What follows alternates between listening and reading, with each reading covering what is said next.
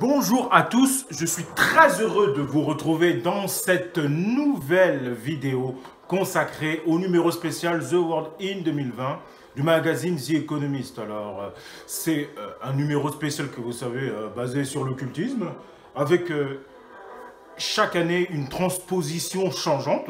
L'année dernière, nous avons eu de Vinci. Il y a 2 ans de cela, c'était par rapport au jeu de loi. Et là, nous avons par rapport à l'optotype, un optotype de l'échelle de Monnoyer. C'est intéressant. Alors, dans la première partie, précédente, j'avais fait une première visite du propriétaire, si j'ose dire, avec une compréhension de la structure, c'est-à-dire 12 lignes, sans ma lettre, 4 chiffres, et puis en essayant de trouver des symbolismes qui peuvent nous aider à peut-être décrypter certains événements ou essayer de comprendre d'autres choses. Et puis on apprend aussi des choses, hein, tout simplement. Donc c'est toujours humble. J'avais parlé de l'Event Horizon Telescope par rapport à la lecture hébraïque de droite à gauche, et que c'était un sigle, ça peut être un mot, abréviation, lettre, etc. C'était intéressant. Là je parle de Lord William ici, avec twin ici, le mot twin, puis la quarantaine, le symbole de la quarantaine, avec 2 couleurs différentes. Donc c'était vraiment très intéressant. Alors là aussi, c'est un numéro spécial qui mérite beaucoup d'épisodes, puisque chaque lettre, ou chaque mot peut révéler énormément de choses intéressantes. Et cette seconde partie, comme je l'ai dit, elle est basée sur la linguistique et l'étymologie. Alors, pour rentrer un peu plus au cœur de cette structure énigmatique, comme je disais, basée sur l'optotype. Alors, justement, je vais commencer par quelque chose qui m'intrigue ici, c'est le S. Puisqu'il est décorrélé de vision, puisqu'il n'est pas écrit en rouge. Donc, c'est quand même très intéressant de voir le S. Alors, le S, il y a comme, on peut lui faire dire plein de choses. Il y a plein de symboliques très intéressantes. Alors maintenant, vous connaissez le thème musical maintenant, qui est le remix de générique de la série culte Netflix Stranger Things. Alors le symbolique du S, moi bien sûr je vais m'axer sur un raisonnement, mais je pense que dans la prochaine partie je vais parler du S aussi avec, dans un autre domaine. Ça peut, le S peut avoir plusieurs ramifications et peut nous aider au niveau des embranchure, peut nous aider à comprendre plein de choses. Notamment aussi par rapport aux anciens The Economist. Bien évidemment. Alors, bien sûr, les sites internet, notamment de cette vidéo, sont vraiment des sites vraiment très amis, je dirais, avec mon décryptage. Des habitués, si j'ose dire. Des suites que nous allons, toujours agréables à consulter, bien sûr, pour le décryptage. Alors la lettre S de valeur numérique 1 peut nous donner des indications intéressantes. Et justement, l'un des sites références, l'Arche de la Gloire, peut nous aider, parce que là on a toutes les lettres. Et puis la lettre S, justement en gras, que je vais citer, qui est très intéressante. Alors, réserve d'énergie qui donne une vibration hertzienne, très puissante dans les aigus. Principe qui démultiplie l'énergie et la disperse, jaillissement, mouvement giratoire. L'énergie qui se dresse, une force à canaliser, l'esprit, l'espoir, la lune. La lune que nous avons trouvée dans le 2019. Les influences occultes. C'est intéressant pour le The Economist. L'androgyne primordiale comme le serpent qui siffle et s'insinue souple, silencieux, essence de la création, inspiration, démultiplie l'énergie, la concentre ou l'harmonise. Désir, force, oppression, nervosité. Hiéroglyphe représentant 3 arbres évoquant la grande déesse sous sa triple forme. C'est quand même très intéressant puisque le serpent, ça nous fait penser justement au caducée de la médecine, qui est très intéressant. Alors, bien sûr, avant de comprendre l'un de ces symbolismes, le symbolisme du S dont je veux parler dans cette vidéo, c'est par rapport au caducée, le S du serpent donc. Alors, comme c'est un numéro spécial justement spécialisé dans l'occultisme grammatical et lexical, pour avoir les bases de la compréhension des sens cachés des mots, eh bien, nous avons l'outil de compréhension que nous appelons la langue des oiseaux. Bien sûr, sur le site référence, la langue des oiseaux, le site, bien sûr, pour la langue des oiseaux. C'est quand même très intéressant. Alors, la langue des oiseaux est l'étude des sens cachés des mots. Elle permet de saisir et comprendre les sens profonds d'un mot, d'une identité, d'une pathologie, d'un concept. Personne ne sait exactement pourquoi elle est appelée la langue des oiseaux, ni vraiment d'où elle vient. Plusieurs hypothèses ont été avancées, mais aucune n'est avérée. Certains voyant l'oiseau un trait d'union entre le ciel et la terre. Alors, on voit beaucoup d'oiseaux dans le The Economist, dans les The Economist. Il pouvait donc être considéré comme un messager divin venant chanter des chansons dont les paroles échappent aux humains. Chanter un oiseau qui chante des chansons, c'est intéressant dans le thème de cette vidéo. D'autres pensaient qu'à l'origine, cette langue s'appelait la langue des oisons et qu'elle avait été écrite par une confrérie secrète liée aux bâtisseurs des cathédrales afin de crypter des connaissances, notamment la franc-maçonnerie. Si nous ne connaissons pas son origine de manière certaine, nous savons que c'est un système qui a été utilisé par les mystiques comme les soufis, les alchimistes et d'autres pour crypter des textes et les rendre hermétiques au commun des mortels. Cette langue a été utilisée par des auteurs pour masquer la dimension ésotérique de certaines œuvres ou plus pragmatiquement par les commerçants pour créer leurs enseignes ou les noms de leur commerce. Pour trouver ces sens cachés, la langue des oiseaux pourra passer par différentes voies à l'utiliser, notamment l'étymologie, dont je vais parler dans cette vidéo. Alors, comme je disais, l'un de ces symbolismes très présents dans le The Economist, c'est le caducée. Le S du serpent qui fait référence aussi à l'acide désoxyribonucléique. Alors, nous revenons dans les The Economist, notamment le 2019 que nous voyons ici, avec le symbolique du S, qui part de la Lune. Et puis finalement, l'oiseau, la langue des oiseaux aussi, que nous retrouvons ici, très intéressant. Et puis l'ADN, le S ici, très intéressant. Alors bien sûr, c'est intéressant ici, notamment le pangolin, symbolique de l'hermétisme, bien sûr. Mais finalement, mainstream, au niveau des informations mainstream, des événements réels historiques, mainstream, on nous parle d'un pangolin qui sera vecteur, non pas dans l'hermétisme, mais vecteur d'une problématique, d'un virus. Et puis ici, nous avons le remède, un remède ici, qui est l'Artémis. C'est quand même très intéressant avec l'ADN. L'ADN que nous retrouvons dans le 2018. L'ADN que nous retrouvons dans le 2018 ici. C'est quand même très intéressant, en vert en plus. Donc ici, effectivement, dans le 2018, il y a quand même un décryptage au niveau des couleurs, au niveau des codes couleurs, la symbolique des couleurs, intéressant. Donc, effectivement, les économies, c'est assez vaste et qu'il y a quand même beaucoup de vidéos à faire. C'est quand même vraiment très, très, très intéressant. Alors, effectivement, on n'est pas sorti de l'auberge, comme on dit, mais ça reste intéressant. Ça reste intéressant à découvrir. Alors, bien sûr, pour la symbolique de ce S en forme de caducée, quoi de mieux que le site extrêmement intéressant, cultissime si j'ose dire, Transmutatis, pour nous aider au décryptage des magazines The Economist. C'est vraiment très intéressant. Je vais en lire quasiment toute cette séquence qui est ici à droite, sur le décryptage de l'ego, qui nous donne des informations sur l'ADN que nous montrent les magazines The Economist, avec les S, avec la symbolique du S, bien sûr. Qui fait référence à ça, hein, c'est très clair. L'origine de la Kundalini, le serpent à tête de lion des gnostiques, appelé par des noms tels qu'Ophis, Knuphis et Abrasax, il représente une entité extraterrestre maléfique. Le seigneur des archontes ou les Anunnaki, qui auraient contribué à la colonisation humaine de la Terre, suite à une manipulation génétique de l'acide désoxyribonucléique. Même si elle a été découverte par la science moderne, la structure en spirale double d'ADN est le symbole de cette entité extraterrestre représentée par des serpents entrelacés sumériens. Les polarités antagoniques qui a imité la structure du code génétique. Sa connaissance secrète a ainsi permis la création d'Adam, le premier homme créé signifiant en sumérien bétail. Donc Adam signifie bétail en sumérien. C'est quand même assez intéressant par rapport à ce que nous vivons à cette époque. Notamment avec les enfants, certes, hein, les enfants qui souffrent, notamment dans les travaux forcés, travaux difficiles notamment. Et puis, effectivement, ce que nous sommes en train de voir en ce moment, c'est une sorte d'esclavage généralisé que nous sommes en train de voir. Esclave de la dette babylonienne, hein, si j'ose dire.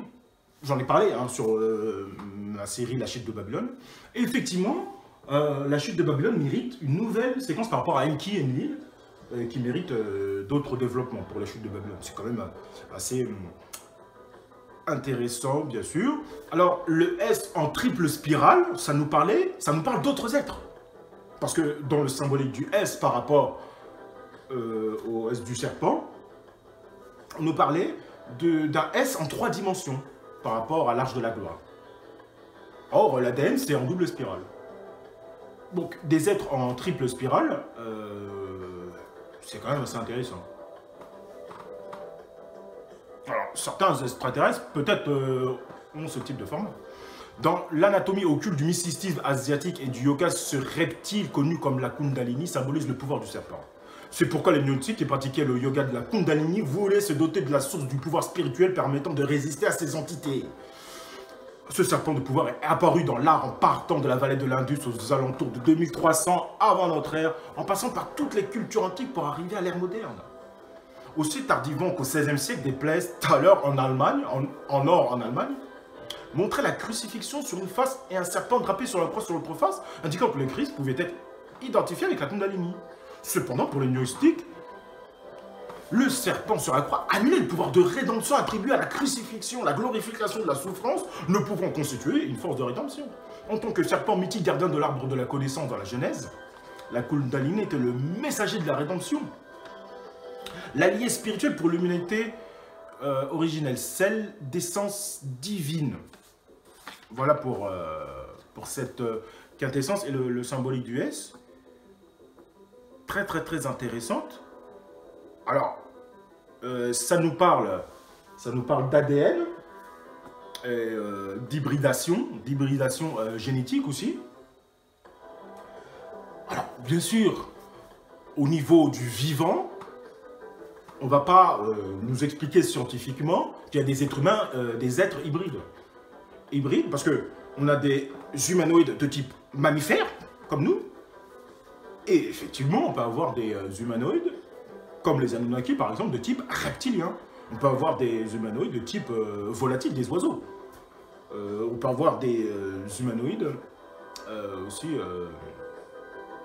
de type insectoïde, hein, comme certains d'entre les jeux, dont certaines personnes auraient vu leurs existences. Mais ces êtres-là, comme ils sont en format de vie qui ne sont pas spiralés, de la même manière que nous, ils ne sont pas forcément dans la même réalité observative. Alors, le problème, c'est qu'on spécule. Hein, on n'a pas de preuves, c'est ça le problème. C'est ça le problème, et effectivement, si les gens vont plus loin dans la société, si les gens sont très hauts dans la société, on va leur montrer la vérité sur ces êtres-là. Puisque archéologiquement, ça c'est très intéressant au niveau de l'archéologie notamment, on va pas nous expliquer qu'on a trouvé des géants par-ci, on a trouvé des hybrides par-là, on a trouvé des autres mondes, parce que vous êtes obligé d'expliquer après, scientifiquement, au niveau de l'évolution.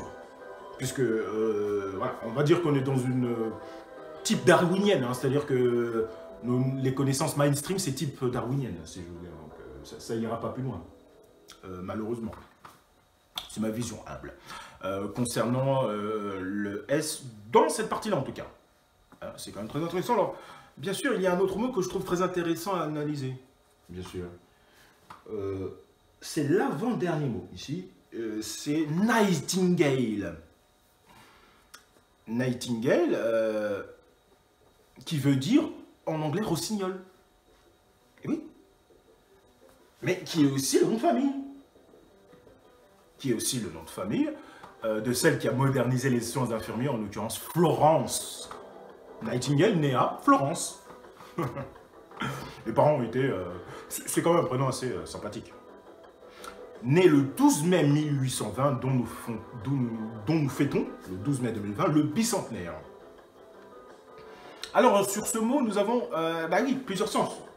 Puisque ça veut dire rossignol, en même temps, ça signifie un nom de famille. Donc, on veut nous démontrer quelque chose ici, au niveau du décryptage, au niveau de la symbolique du mot Nightingale, et de son étymologie que nous allons voir juste après. Alors, un mot, plusieurs sens, qu'est-ce que ça veut dire? Polysémie, ça veut dire polysémie. Polysémie qui est lui-même un mot en plusieurs mots, justement. Avec le mot plusieurs et le mot sémantique. Polysémie, dans un premier temps, avant de voir qu'est-ce que nous dit la symbolique du rossignol, au niveau mythologique et symbolique, et puis aussi, qu'est-ce que nous informe la biographie de Nightingale par rapport à ce que nous vivons aujourd'hui. Alors on y va. Alors, bien sûr, toujours sur un site, très grand habitué des économies et des décryptages, le site universalist.fr sur polysémie. La polysémie, la propriété qu'ont certains signes de la langue d'offrir plusieurs sens. Violon désigne un instrument de musique, celle qui en joue une prison. Aux unités polysémiques s'opposent les unités monosémiques. La plupart des termes scientifiques, beaucoup de termes scientifiques étant des mots de la langue courante empruntés pour un usage particulier. Certains phénomènes de polysémie peuvent jouer si pour le simis, le symbole CU désigne un objet précis, pour la langue originale, cuivre désigne. En général, cuivre désigne, en plus d'un certain métal, l'ensemble des instruments de cuisine ou des objets d'ornement d'une maison, les planches de cuivre gravées pour l'illustration d'un livre, l'ensemble des instruments à vent ou cuivre d'un orchestre. A noter que les troupes jouent un plus grand rôle dans la polysémie. Les troupes. Il est évident que la polysémie d'une fonction, d'une unité, est fonction de sa fréquence. Mais il paraît difficile d'évaluer rigoureusement ce rapport. Plus délicate est la question du rapport entre homonymie et polysémie. Il n'est pas toujours aisé de déterminer quelles unités doivent être décrites comme possédant des sens secondaires multiples. Polysémie. Et quelles unités doivent recevoir des descriptions différentes. Si la homonymie, si la question était importante pour la linguistique structuraliste proprement dite, dont la lexicographie constitue un domaine central, elle a cessé de l'être pour la linguistique générative, où les critères retenus pour le choix entre les traitements polysémiques ou homonymes de telles unités sont les notions de simplicité et d'économie. Alors j'ai voulu vous faire partager le mot polysémie, parce que c'était quand même assez intéressant. Bien sûr, alors après la compréhension de ce mot-clé, deux approches du rossignol, comme je disais, d'un point de vue mythologique et symbolique. Alors, tout d'abord sur le site 1001symboles.net, vraiment encore un habitué, dans la mythologie, le rossignol. Et c'était très intéressant ici. Le rossignol est une espèce d'oiseau réputé pour son chant, par rapport à la langue des oiseaux notamment. Alors, bien sûr, dans les économies 2020, on ne va pas mettre un dessin du rossignol. Justement, c'était le 2019 ça. Et le 2020, justement, on a des mots et il faut aller chercher les racines du mot, etc. C'est vraiment très intéressant. Il symbolise le charme, la poésie, le chant. C'est intéressant. Et nous allons voir juste après pourquoi c'est intéressant. Dans la mythologie grecque, le rossignol est associé à Philomèle, d'où le rossignol Philomèle. Et Procné, les filles de Pandion, le roi d'Athènes. Selon le mythe, Procné, alors marié atterré depuis plusieurs années, souhaite retrouver sa sœur. Son mari alla la chercher, mais au cours du voyage, il la viola et lui coupa la langue. Aussi, à son retour, il fit croire à sa femme que Philomène était morte durant le voyage. Mais Procné finit par découvrir la vérité. Et pour se venger, elle tua son fils et le fit manger atterré. Aussi, pour échapper à la fureur de ce dernier, Procné se métamorphosa en rossignol et Philomèle en hirondelle. Alors là, c'est quand même, on va dire, assez glauque comme symbolique, comme mythologie, si j'ose dire. Alors, au niveau de certaines élites, ça peut être comme ça. Hein. Je veux dire... Après, les événements et ce qui peut arriver, on ne sait pas. Mais en tout cas, ça fait écho. Hein. La mythologie grecque fait écho à cette époque. Par rapport à ce qui se passe, par rapport à la réalité de ce monde. Bien sûr.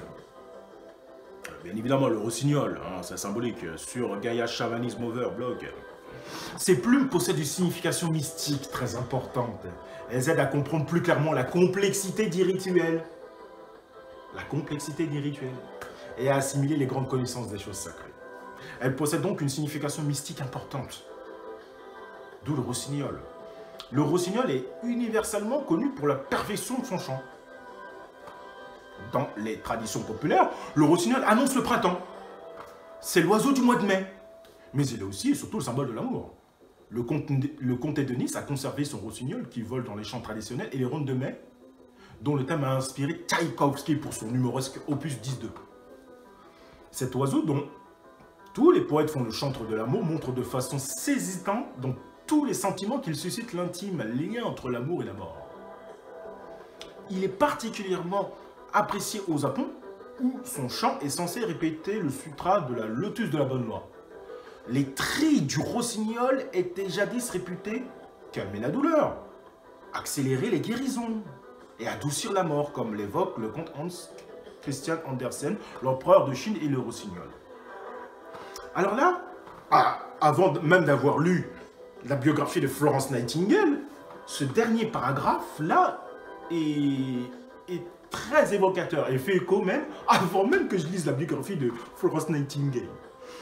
Les trilles du rossignol étaient jadis réputés calmer la douleur, accélérer les guérisons et adoucir la mort. C'est ce que nous vivons en ce moment, avec cette pandémie très médiatisée. Alors, cette pandémie, bien sûr, j'ai fait une vidéo sur la 5G et le coronavirus, que je mettrai en lien, qui est en non répertorié, bien sûr. C'est quand même assez intéressant. Alors, bien sûr, le thème du caducé sur cette vidéo est d'autant plus valable concernant la biographie de cette grande dame réformatrice dans le domaine de la santé qui fait écho à notre époque. Et en plus de ça, elle s'appelle Florence Nightingale, rossignol, et son nom est parfaitement symbolique par rapport à ses actes et par rapport à son domaine d'action. Alors, Nightingale Florence, donc voyons son visage, qui est née le 12 mai. En plus de ça, elle est née dans le mois du rossignol. En plus de ça. Donc là, on a déjà, avant même d'introduire sa biographie, même très compatible avec la symbolique du rossignol. C'est ahurissant. Hein, bien évidemment. Alors, je vais lire la quintessence de sa biographie, et notamment avec un historique des hôpitaux, hein, bien sûr. C'est quand même fondamental et très intéressant. À cause principalement de l'impuissance de la médecine contre les maladies infectieuses des hôpitaux, l'histoire de Semmelweis le montre très bien, furent jusqu'au début du 19e siècle des refuges inhospitaliers plutôt que des hôpitaux au sens que nous donnons aujourd'hui à ce mot. Tu m'es réduit à l'hôpital d'Héroïne de Molière pour invectiver son mari alcoolique. Aller à l'hôpital surtout pour y accoucher était le dernier des malheurs. On opérait encore à la maison au début du XXe siècle. Dans les hôpitaux, la mortalité en chirurgie pouvait atteindre le taux de 9 sur 10. Le médecin anglais Joseph Lister, un admirateur de Pasteur, introduisit l'asepsie dans les salles de chirurgie à la fin du 19e siècle. À la même époque en Allemagne, on adjoignait des laboratoires aux hôpitaux. Et certains de ces derniers étaient rattachés à une faculté de médecine. Ce fut la naissance de l'hôpital moderne. Ce paragraphe-là est très intéressant. Ce système sera importé aux États-Unis pour donner naissance à l'hôpital John Hopkins de Baltimore, lequel fait l'origine d'une grande réforme qui fit passer les hôpitaux américains au premier rang dans le monde. Alors, effectivement, quand j'ai vu ça dans le lien, je me suis dit c'est vraiment intéressant d'en parler, notamment par rapport à l'hôpital John Hopkins. Alors là, je suis assez scotché quand même. Par rapport à Florence Nightingale. Plusieurs décennies auparavant, une infirmière, Florence Nightingale, avait toutefois devancé ce mouvement en gagnant contre l'infection une victoire aussi importante par ses conséquences que les victoires de Pasteur. C'est la guerre de Crimée qui fut l'occasion de cette victoire. En 1856, dans un grand hôpital militaire de Scutari, en banlieue de Constantinople, aujourd'hui Istanbul, Florence Nightingale fait passer le taux de mortalité en moins d'un an de 42% à 22 pour 1000. Grâce à des soins infirmiers efficaces et intelligents, grâce aussi, il faut le dire, à une personnalité très forte qui lui permit d'en imposer aux militaires qui dirigeaient l'hôpital. Pour une femme, à cette époque, c'est quand même très excellent, si j'ose dire. Alors, bien évidemment, avant de continuer, rapidement, je vais vous montrer l'hôpital de Scutari.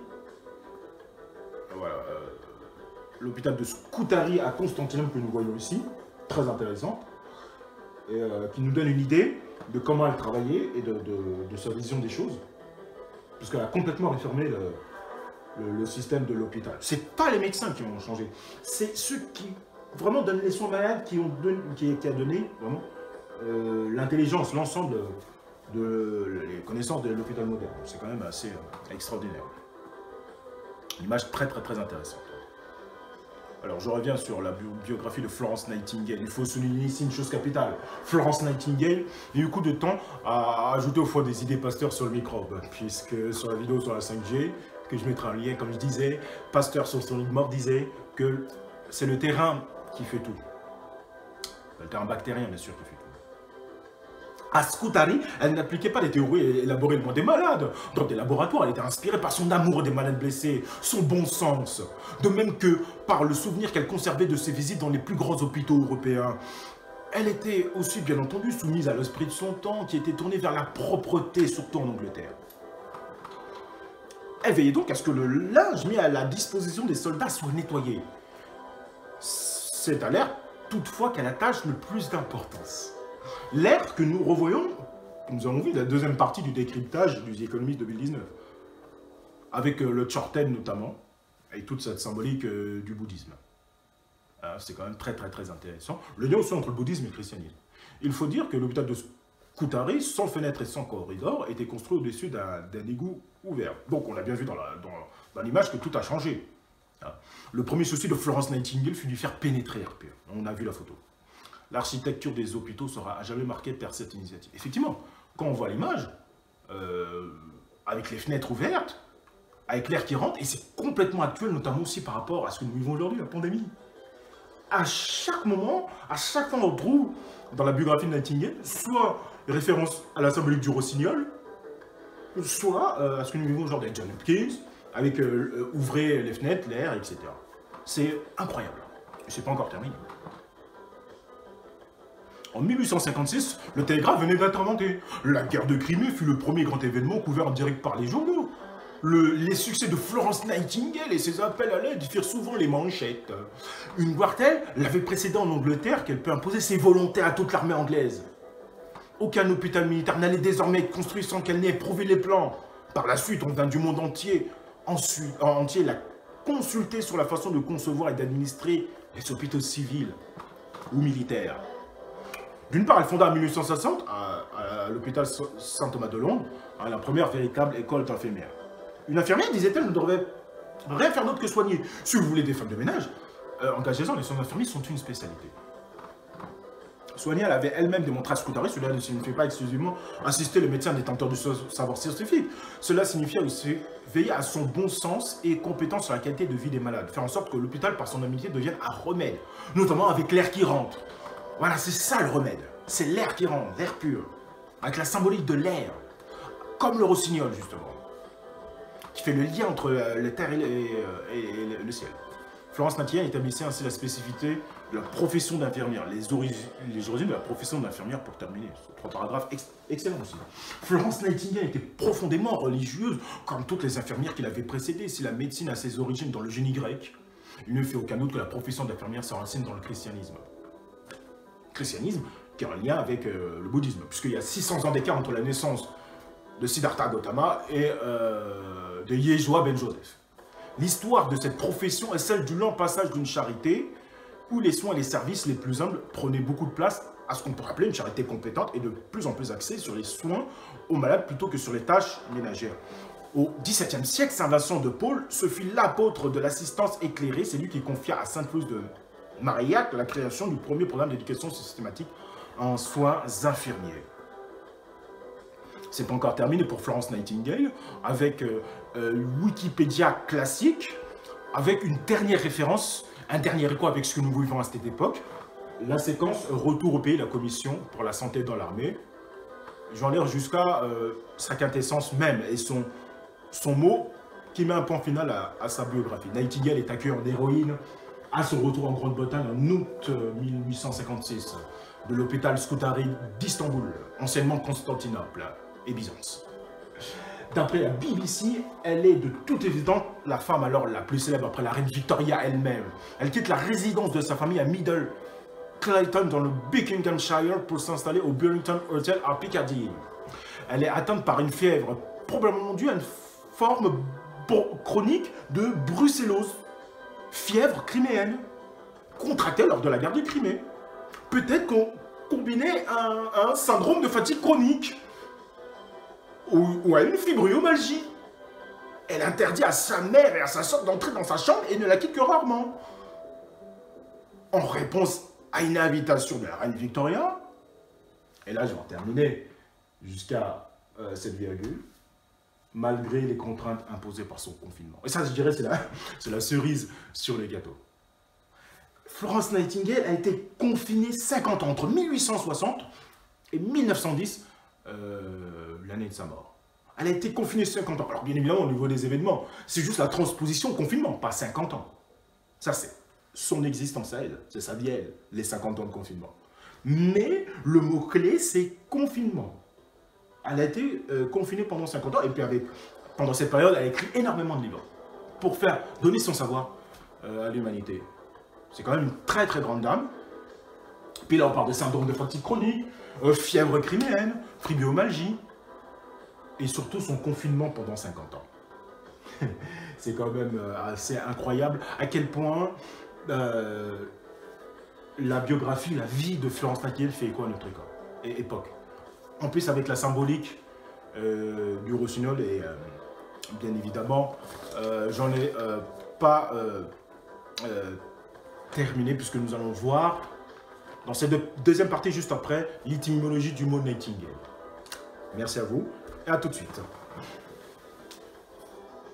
Alors, me revoilà dans cette deuxième partie de la vidéo, en deux en un.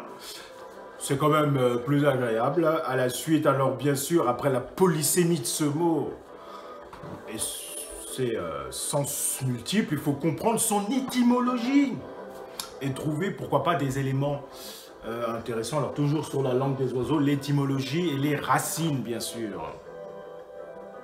C'est très thématique dans les économistes. Dans la langue des oiseaux, la première étape pour étudier un mot ou un nom est de regarder sa définition et son étymologie. L'étymologie est l'origine du mot. Elle nous indique à quelle mémoire se rattache ce mot et nous parle de l'inconscient du mot, telle la généalogie révélant l'histoire d'une personne. Elle permettra de dire d'où vient un mot et donc les histoires, les significations avec lesquelles il est en lien et qu'il véhicule profondément, implicitement et inconsciemment dans notre mémoire. La racine du mot est aussi parfois intéressante à explorer. Elle est la base du mot, son origine. Trouver la racine nous permet d'accéder aux autres mots auxquels celle-ci a donné naissance. En effet, dans l'inconscient, les mots issus d'une même racine forment une famille, ils sont donc liés, ce qui peut ouvrir le mot étudié sur de nouvelles significations et interprétations.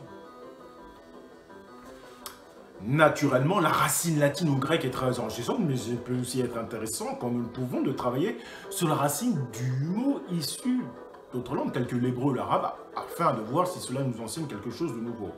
Effectivement, le S, qui signifie Chine en hébreu, j'en parlerai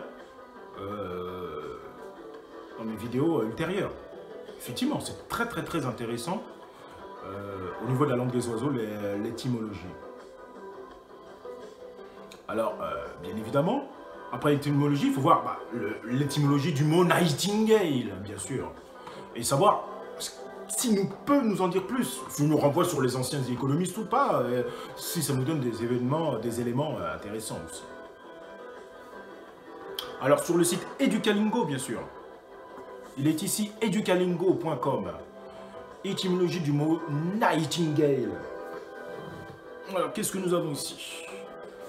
Alors, tout d'abord, ce qui est intéressant, c'est que nous avons de l'Old English. Nirtogal. Littéralement, nuit, ce doit être du modern English, il me semble. Singer. Singer aussi, qui est du modern English. Donc, l'origine du mot, c'est le mot du modern English night, plus galan, que nous allons voir juste après pour dire chanter. Galan, qui est finalement une racine proto-germanique. Et nous allons voir d'ailleurs le vieux anglais, pourquoi la racine proto-germanique, le Old English, toujours avec un site qu'est-ce que c'est que la langue anglaise et surtout le Old English, son origine, sur le site Superprof, bien sûr, qui est un des habitués, bien évidemment, des The Economist. Alors, histoire et évolution de la langue de Shakespeare, Superprof. Alors, bien évidemment, l'introduction plus la partie sur l'Old English, bien sûr. L'anglais est la langue numéro 1 d'apprentissage dans le monde. En tant que langue officielle dans 75 pays, pour 2 milliards de personnes, c'est la langue maternelle numéro 2 après le chinois. Évidemment, c'est fondamental de comprendre, parce que c'est écrit en anglais. Dans les Economist 2020, c'est de l'anglais. Et ces racines, c'est très important à comprendre, pour notamment comprendre notamment le mot Nightingale. Aujourd'hui, de plus en plus de personnes souhaitent apprendre l'anglais pour des raisons professionnelles, notamment dans le secteur numérique. La langue anglaise ne date pas d'aujourd'hui, ses origines remontent à l'an 700. L'évolution de l'anglais se fait en 3 temps. Old English, très empreint de la culture des tribus germaniques, justement, d'où le terme galan, qui est du proto-germanique, je reviendrai juste après. Middle English, dans lequel le français a une grande influence sur l'anglais, à partir de 1100, et Modern English, dès 1500, qui va grandement changer pour devenir la langue contemporaine que nous connaissons. Donc dans un premier temps, on a l'apport germanique, et puis ensuite l'apport français. Le Old English. Avant 700, les tribus germaniques issues des pays scandinaves sont en guerre perpétuelle de territoire. Elles débarquent en Grande-Bretagne, appelée Britannia, et repoussent les tribus celtes afin de les faire fuir vers le continent en armorique, actuelle Bretagne. Les tribus germaniques parlaient leur langue originelle comme le vieux norrois, le francique, le frison, le saxon, l'anglien, que l'on peut comparer à des dialectes germaniques et prémices d'une langue anglaise qui n'existait pas encore. L'origine du Old English est en lien direct avec les flux migratoires des tribus germaniques vers les îles britanniques, les Angles, les Saxons, les Jutes et les Frisons. Ce sont les Angles, bien sûr, qui ont donné le nom à l'anglais England et English. Les dialectes germaniques vont muter en Old English de 700 à 1100. Il va d'abord être écrit en alphabet runique, puis en latin. Les linguistes sont formels. Il est d'un point de vue phonétique très proche du vieux frison, à tel point que certains linguistes parlent d'anglo-frison. Considéré comme rustre, cette langue va laisser des mots fondamentaux comme him et he et leurs dérivés. Pour terminer, l'évolution de l'anglais est intimement liée à des invasions en Grande-Bretagne à partir du 8e et 9e siècle, notamment des Vikings parlant le vieux norrois ou vieil islandais. Ce dialecte est à l'origine de certains mots courants comme take, give, skin. Le vieil islandais va laisser son empreinte dans la grammaire anglaise avec ses règles fondamentales, telles que l'apparition de they, them et their, et du S de la troisième personne du singulier. Le genre grammatical fait place au neutre. Et le S de la troisième personne du singulier. On retrouve le S même avec la définition de Old English. Le S qui est là tout seul. Donc c'est quand même très intéressant. Là aussi on retrouve les S encore une fois. Alors, je vais revenir bien sûr sur le site Educalingo, puisque ici, donc maintenant qu'on sait ce que c'est que l'Old English, qui veut dire Nirtegal, bien évidemment, le rossignol, Philomèle, c'est l'oiseau qui chante la nuit, le chanteur de nuit, bien sûr. Puis quand même, Florence Nightingale, elle est née au mois de mai quand même, hein. Elle est née le 12 mai. Ça c'est quand même assez... c'est vraiment incroyable. Night Singer, bien sûr, donc from Galan to Sing. C'est ça qui nous intéresse, puisque on connaît maintenant. Pour dire Night Singer, Night in. Bien sûr, c'est le mot in classique que nous connaissons, et Galan. Galan, c'est la racine proto-germanique que nous allons voir sur Wiktionary. Tout de suite. Voilà, Galan, voilà, Galan. Wiktionary.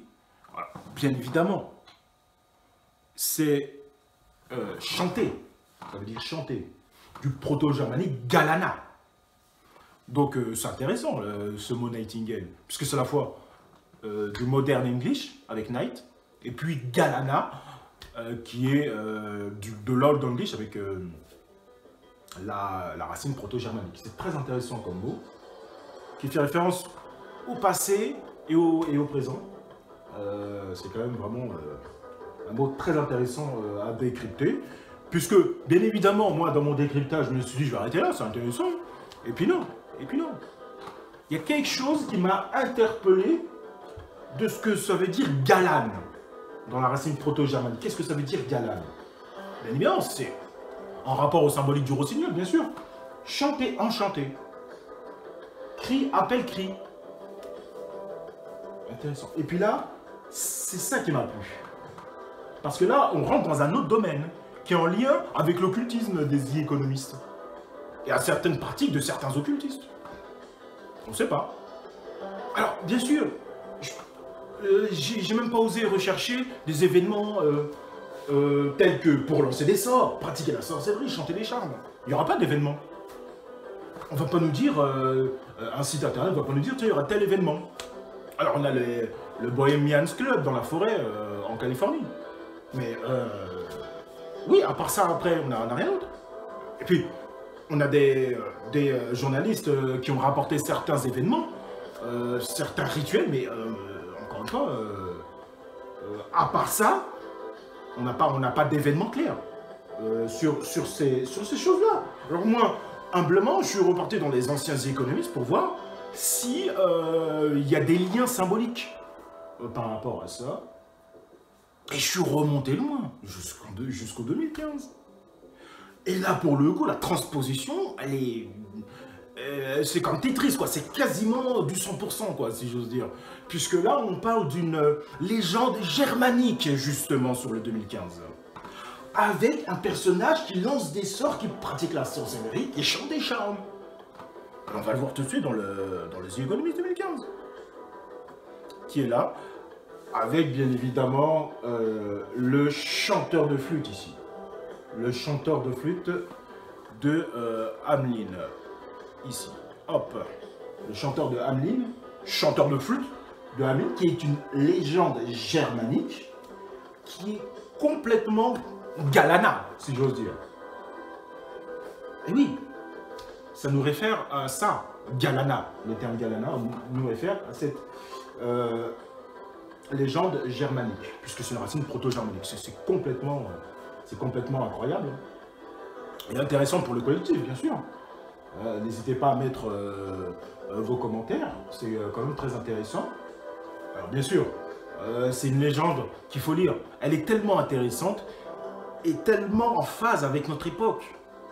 Tout comme Nightingale. Là pour le coup, et puis ça pour le coup, la légende du genre de flûte de Hamelin va nous donner beaucoup d'éléments pour ce qui peut arriver dans l'avenir. Alors là c'est quand même incroyable, c'est ce que nous allons voir tout de suite.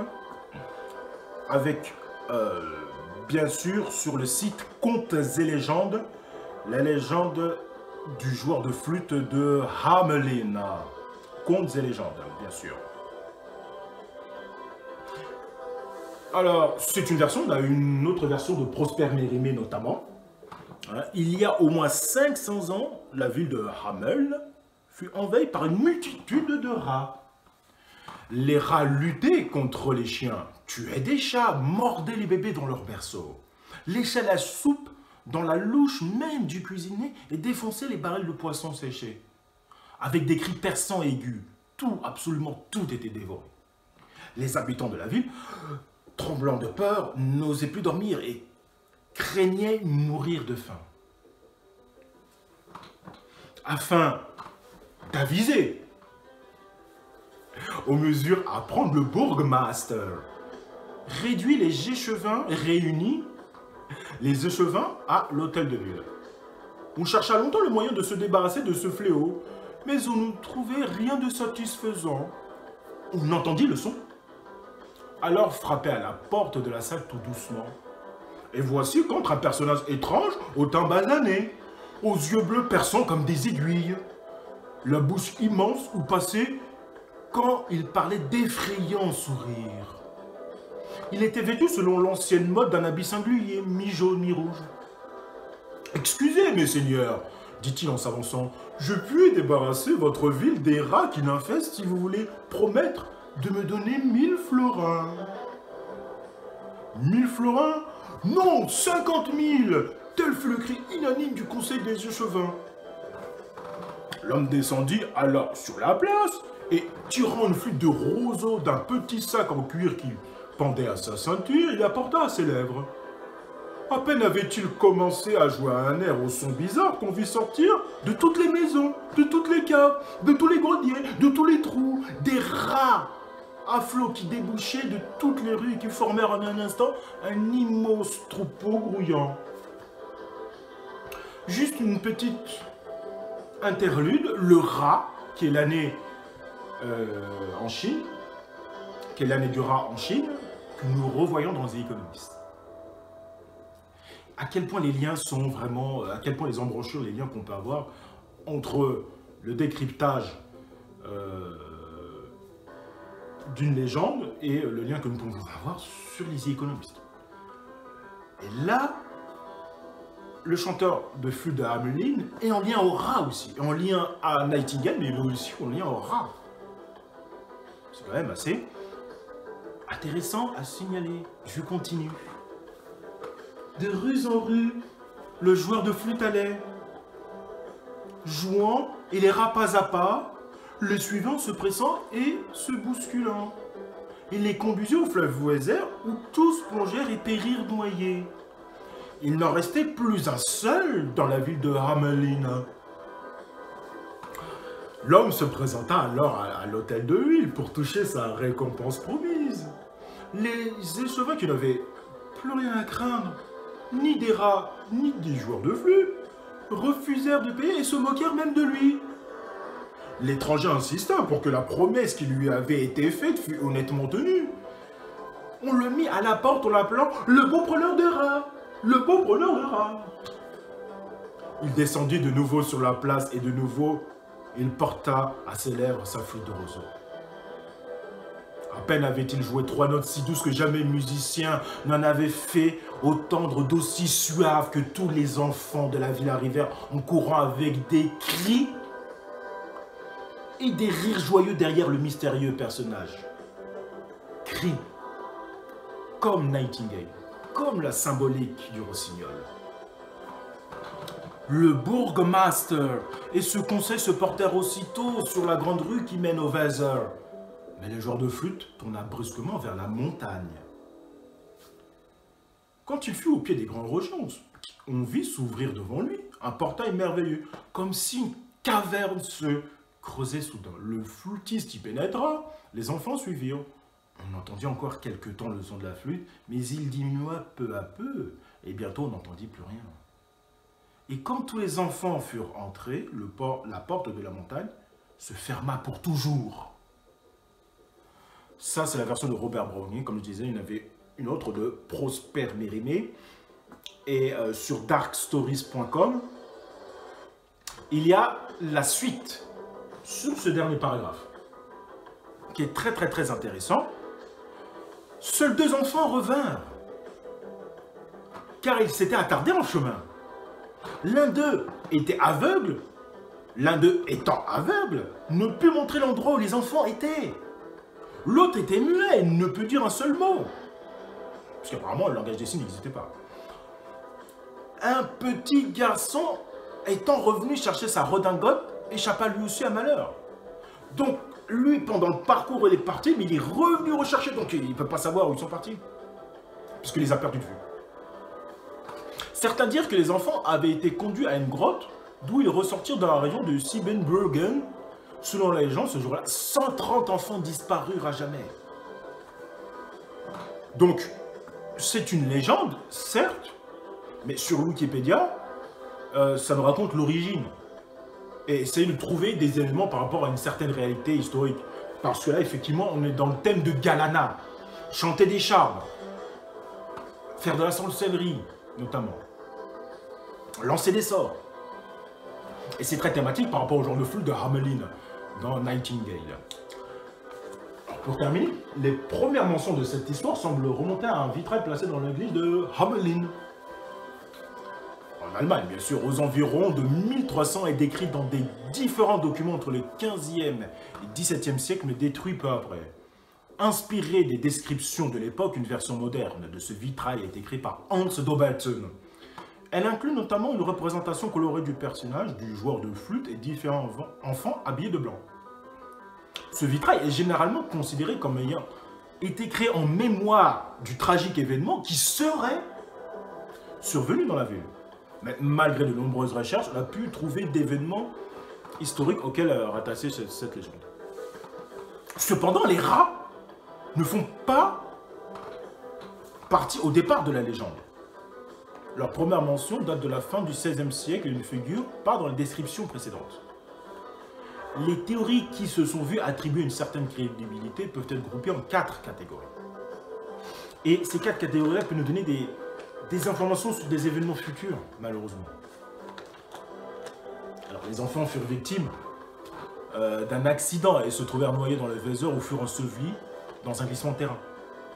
Des enfants contaminés par une épidémie furent conduits hors de la ville pour protéger les autres habitants. Une forme de la peste a été évoquée. D'autres attribuent la danse des enfants à une maladie, la chorée de Sydenham ou danse de Saint-Guy. Ces théories identifient le jour de flûte à la personnification de la mort, que nous voyons dans le 2017 et dans le 2019 aussi. Les enfants quittèrent la ville pour prendre part à un pèlerinage, une campagne militaire ou une nouvelle croisade d'enfants, mais ne retournèrent jamais chez leurs parents. Ces théories présentent le genre de flûte inconnu comme leur dirigeant ou recruteur. Les enfants voulaient abandonner leurs parents et Hamelin pour créer leur propre village, autosuffisant si j'ose dire. Et ça fait penser à ça, hein, l'autosuffisance et puis la permaculture, etc. À l'époque de la colonisation de l'époque orientale, de nombreuses villes et villages furent en effet fondés à cette époque dans l'est de l'Europe par des colons, notamment allemands, venus de l'Europe occidentale. Ici, le genre de flûte en serait leur chef. Donc, voilà pour cette vidéo. Alors, bien sûr, c'est quand même très important le genre de flûte de Hamelin, qui est aussi la personnification de la mort, malheureusement. Le genre de flûte de Hamelin. Et puis, ce qui est intéressant, le genre de Hamelin ici, il est pas en petit. Hein. Il n'est pas en petit, comme Alice. Il a vraiment la taille des chefs d'État. Et c'est ça qui est inquiétant, finalement. Qui personnifie la mort, il chante des chants, il pratique la sorcellerie. Il est quasiment au même niveau que les chefs d'État. Donc, ce genre de flûte de Hamelin, on peut l'identifier aussi en 2017. On peut l'identifier aussi au magicien. Donc le genre de flûte est là, il peut être là. Donc il peut faire plein de choses, le genre de flûte. Puis le genre de flûte que nous retrouvons ici. Hein, on le retrouve bien sûr ici, au nord de l'Allemagne, l'Angleterre, etc. On le retrouve ici aussi. Donc voilà pour cette vidéo. J'espère que vous l'avez apprécié comme moi à faire et surtout à déchiffrer. Humblement, bien sûr, toujours pour le collectif. N'hésitez pas à mettre un pouce levé de ce fait, justement. Vos commentaires sont très enrichissants et intéressants. Je vous en remercie par avance et vos abonnements aussi, hein, bien sûr. Quant à moi, je vous donne rendez-vous pour la prochaine vidéo, qui est la 3e partie de ce décryptage, bien sûr. Et je vous remercie et je vous dis à la prochaine. Merci à vous.